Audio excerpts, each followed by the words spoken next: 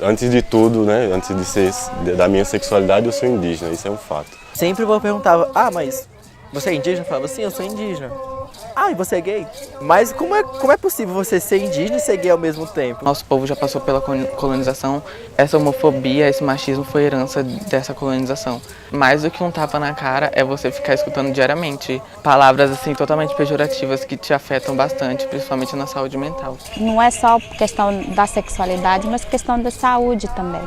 Os próprios colegas que discriminam esse outro violentam a existência dessa pessoa. A gente já perdeu jovens e adolescentes para suicídio por conta de que a família não aceitou a sexualidade desse jovem. A questão sexual dentro de um povo, ela é debatida como povo, né?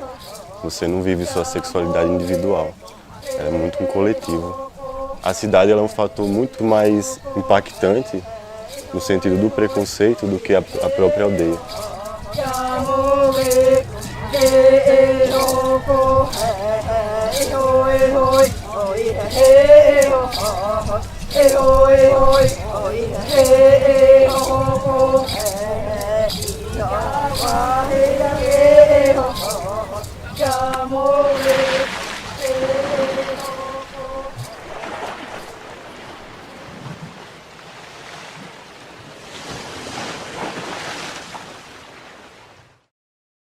Eu passava diariamente alguns xingamentos pelo povo mesmo da comunidade, até por fora, mas só que eu sentia mais dentro da comunidade por ser pessoas do meu povo. Como eu falei, né, tem vários fatores aí que principalmente na cidade, eles acabam categorizando a gente. E aí, como eu falei, o fato de ser indígena, ser nordestino, e ser homossexual dentro do contexto da cidade é uma confusão grande para os não indígenas, né? Entender o que é que eu sou ali dentro, né? Os meus primos sempre começavam a falar, não, mas ele é diferente, ele deixa o cabelo crescer mais que os outros, ele anda mais com as meninas, ele anda mais com a mãe dele, ele fica mais com as tias, com os avós. Lá dentro da comunidade, tipo, as pessoas, muita gente são totalmente machistas, preconceituosas. Eu creio que seja mais por essa herança mesmo e também pela falta de conhecimento desses assuntos. O seu caminho que você está construindo começa a ser apagado, invisibilizado pelos seus próprios parentes, sabe? Muitas vezes. Naquela época eu apanhei um pouco da família, dos meus pais, assim. Falava que isso era errado. Aí veio uns amigos do meu pai, querendo que eu faça para a igreja com eles. Falava que eu tava manchando o nome do meu pai, a história do meu pai, falando que eu tava manchando a história da minha família, que eu era uma doença. Isso dentro da aldeia. Uma cena assim na minha vida que eu sempre recordo toda vez assim que eu falo sobre a minha vida, que é depois do enterro do meu pai, eu fiquei sozinho na praça. Nenhuma família da aldeia, da parte de sangue, tios, enfim, queria me colocar ali na casa deles. Muitas vezes eu já até me privei de algumas coisas, de fazer, por exemplo, de participar das nossas tradições lá dentro, de ficar mais dentro de casa mesmo, para evitar conversar com as pessoas, de passar na rua mesmo, porque algumas vezes, grande parte das vezes, eu sofria preconceito mesmo, mais pelo sujeito de afeminado que eu tenho.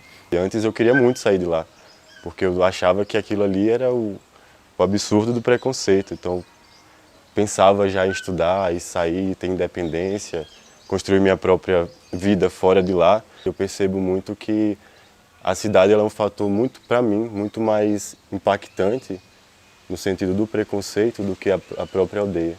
Metade da minha família até hoje, ela não fala comigo. Eles, da parte do meu pai, eles não falam comigo. É daquele tipo de pessoas que...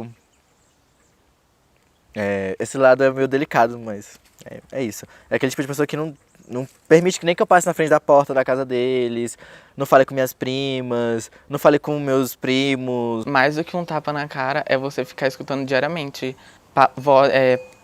palavras assim totalmente pejorativas que te afetam bastante, principalmente na saúde mental. Não falo sobre. Quando eu tô no meio dos meus debates com outras lideranças, quando eu tô em outras palestras e outros contextos, eu não falo sobre a minha homossexualidade. Eu não me sinto à vontade de ter um espaço ali dentro. É necessário falar sobre isso, porque não é só questão da sexualidade, mas questão da saúde também. Aí tem uma outra imposição que é com relação às religiões, assim, que adentraram nas comunidades indígenas.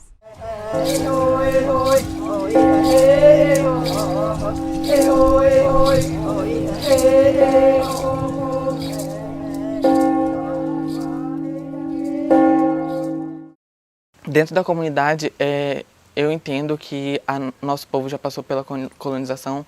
Eu acho que essa homofobia, esse machismo foi herança dessa colonização. Já tinha isso, a nossa diversidade dentro das comunidades, antes da invasão, antes de tudo isso. Os não indígenas que trouxeram o preconceito, a homofobia, o machismo, que não era da nossa identidade cultural e tradicional, sabe? Sofria dentro da aldeia, claro, né? Tem essas mazelas da colonização toda. Meu povo foi catequizado, então tem igrejas lá dentro. Todo preconceito parte da igreja.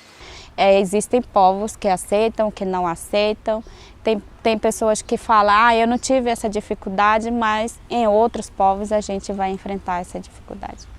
Existem casamentos homossexuais em outros povos, mas pode ser que no povo de um aluno ou de um colega nosso, isso não é bem aceito, porque há presença de igreja nesses lugares. Eu passei também, com meus 8 anos, assim, dentro da aldeia, achando que eu era o único, que estava tudo errado e pensando na parte cristã da igreja, inferno, tudo mais que colocam na gente. Eu penso que hoje, agora mesmo, deve ter alguma criança lá com essa mesma confusão que eu tinha antes. Depois do contato, tudo era errado, tudo era pecado, tudo era incompatível. Então a discriminação e a violência é do lado sempre do externo para o interno, né? Quando eu chego na cidade, eu me deparo com intolerância 100%, né? Violência gratuita. Mas como é possível você ser indígena e ser gay ao mesmo tempo? A gente acredita muito nessa questão de que palavras machucam mais do que um tapa na cara, uma porrada.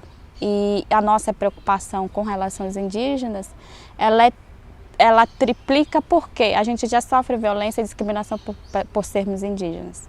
E quando se trata de jovem homossexual e uma mulher lésbica, a violência, ela triplica.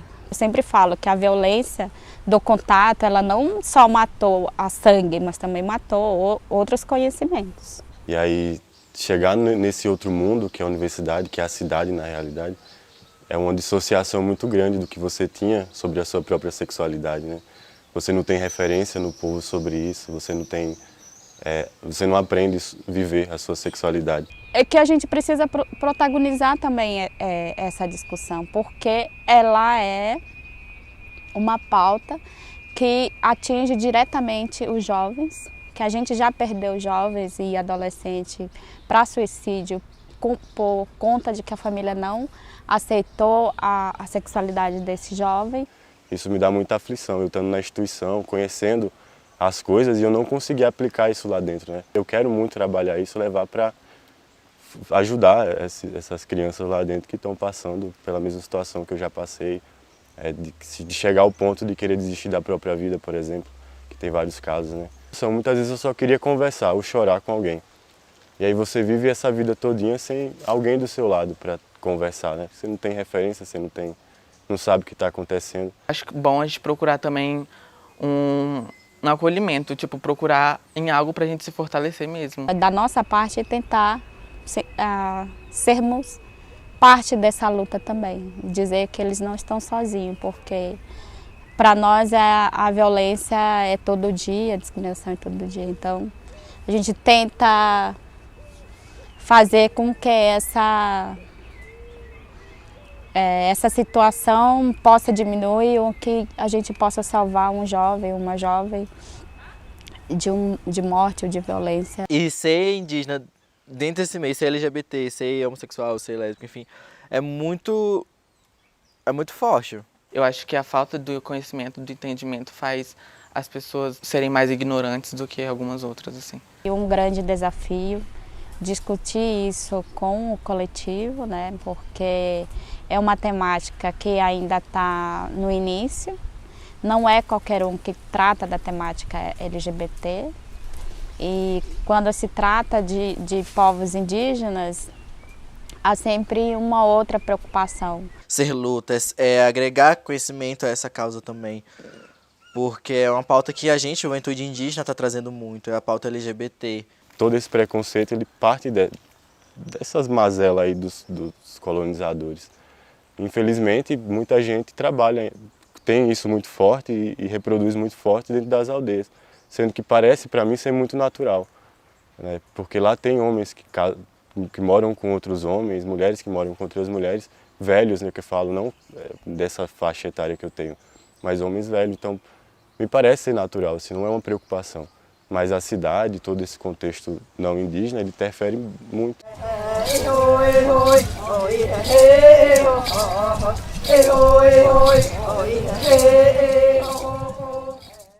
Nossos rituais, os casamentos, a convivência de mulheres e homens, dependendo de organização social de uma comunidade para outra, elas são super livres, assim, porque você não sexualiza o corpo do outro. A partir desse momento que eu tomei conhecimento do que era ser, eu passei a pesquisar mais, porque desde então eu achava que eu era a única pessoa que meio que automático, assim, eu passar por isso, era normal, porque eu era o diferentão da comunidade. É preciso entender que já tinha homossexuais dentro dessa comunidade, já tinham casais LGBTs dentro das comunidades, antes mesmo dos colonizadores chegarem. Tem estudo sobre isso. Existem casos que as pessoas estão casadas há 60 anos e são indígenas. E a comunidade sempre soube, mas eles não são vistos como diferentes. Eles têm aquela prática, eles continuam vivenciando isso e vivem isso, assim. Essa questão do seio familiar, ela é além de você reproduzir a geração familiar, mas que existe amor, que outras famílias é possível. Tive várias experiências ruins, né, que me fortaleceram, me entristeceram bastante, mas de uma forma geral eu trago isso muito forte para minha reafirmação quanto indígena, principalmente, né? A universidade é um espaço importante para você construir isso. A sua independência, a sua autonomia, ela é fundamental para você começar a desenvolver a sua própria vida, assim, a sua própria sexualidade. Assim que eu cheguei aqui em Brasília, eu tive mais conhecimento, me dei com uma realidade totalmente diferente. Então, foi assim para mim muito expandiu assim meu conhecimento, né? Entrar no ensino superior é um mecanismo que a gente consegue para ocupar todos os espaços de direito dentro do Estado. Estar na universidade e contextualizar isso entre nós, a gente passa a entender melhor os direitos, como lutar pelos seus direitos, pela a visibilização do respeito, porque a gente está atrás, primeiro, questão de respeitar o diferente. O contexto urbano acadêmico, ele só me fortaleceu no conhecimento para conseguir falar sobre isso com o meu povo. Eu acho que é isso, minha essência não mudou, só que eu agora sei me defender, sei os meios que eu posso utilizar. Já não tenho mais tanto medo de falar sobre isso, sabe? Eu não tenho mais tanto medo de... então a gente não vai reconhecer ele, a gente não vai isso. Porque eu não preciso de reconhecimento de outras pessoas, eu preciso do meu auto-reconhecimento. Eu preciso de me entender e me respeitar primeiro. Essa troca, ela dá essa força, né, coletiva, para a gente se juntar mesmo, assim, enquanto povo e dizer, ó, nós estamos aqui e fazemos parte disso também. São discussões dentro das universidades, dentro dos nossos encontros, sejam elas internas nas universidades de grupo de estudantes indígenas, sejam no Encontros Nacionais dos Povos Indígenas, que a gente tem uma rede de alunos indígenas a nível do Brasil que estão visibilizando essa luta e falando disso. Cada vez mais a gente acredita que a gente precisa falar da sexualidade, porque faz parte da questão da saúde, faz parte da questão da nossa luta. Eu ainda me sinto muito fraco em relação a isso, assim. Eu tento trabalhar com quem está próximo de mim, mas eu espero que seja uma pauta discutida de baixo para cima, né, e não de cima para baixo. Futuramente eu espero que essa seja uma discussão aberta, sabe, como outras discussões dentro da pauta indígena são. Eu quero que a discussão saia de lá para chegar até aqui, para a gente chegar aqui já sabendo. Porque isso muda totalmente a visão do que é, tudo o que são essas siglas todas LGBT. E tem muitas lideranças indígenas LGBTs também que hoje em dia estão dando essa voz também, estão saindo dessa escuridão, assim, sabe? E dando luz, dando voz àqueles que não têm essa coragem. O fato de você estar na cidade, você não deixa de ser indígena, você não deixa de praticar os seus conhecimentos. Você continua sendo quem você é. Eu acho que o que a gente carrega dentro da gente, das coisas que a gente se alimenta, é o que define sermos diferentes de outras pessoas. Com os conhecimentos que eu fui tendo, né, e conversas principalmente com outros indígenas também LGBT, essa troca me fortaleceu ao ponto de eu querer construir isso forte em mim e repassar dentro da aldeia. É necessário. Não é porque eu tenho, porque eu quero, porque eu preciso, é porque é necessário. Não é só minha voz, é a voz de outras pessoas também.